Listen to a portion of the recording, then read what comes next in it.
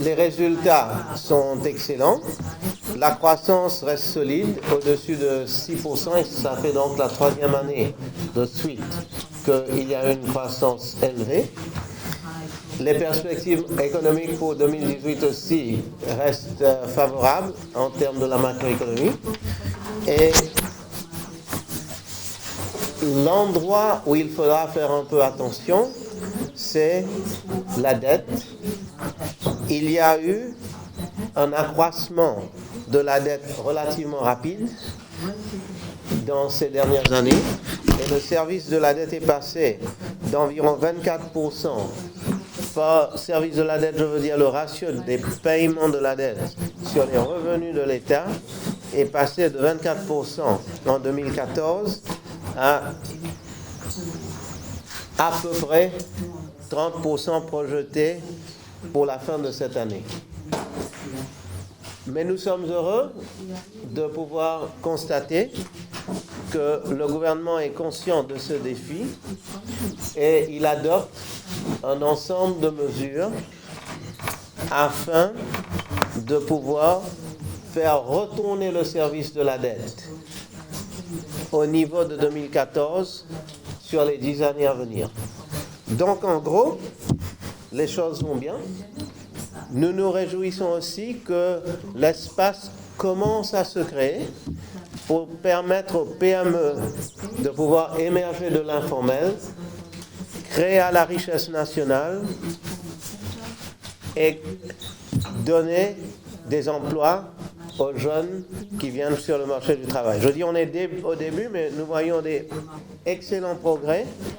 Nous avons parlé de ça plusieurs fois, que la croissance ne peut pas être tirée que par l'investissement de l'État.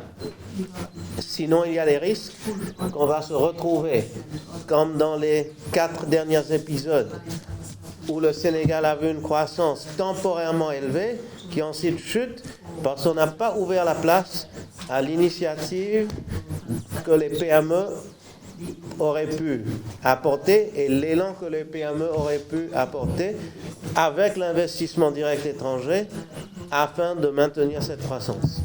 Et comme on l'a dit souvent dans le passé, le PSE, c'est pas un sprint.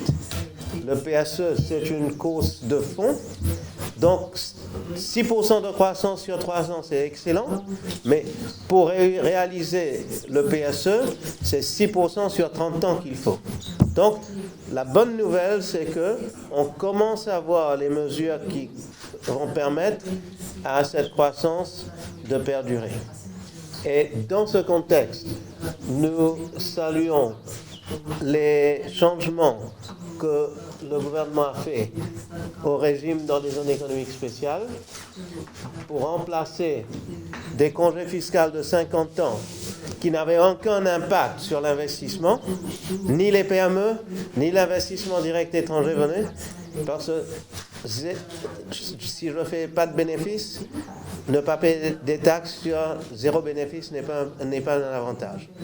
Par contre, si les entreprises ont un cadre dans lequel ils peuvent opérer facilement et ils peuvent faire des bénéfices, les entreprises sont disposées à payer des taxes raisonnables. Donc, le fait que ce régime a été remplacé par un régime où il n'y a pas d'exonération et où tout le monde paiera 15%, c'est un élément positif.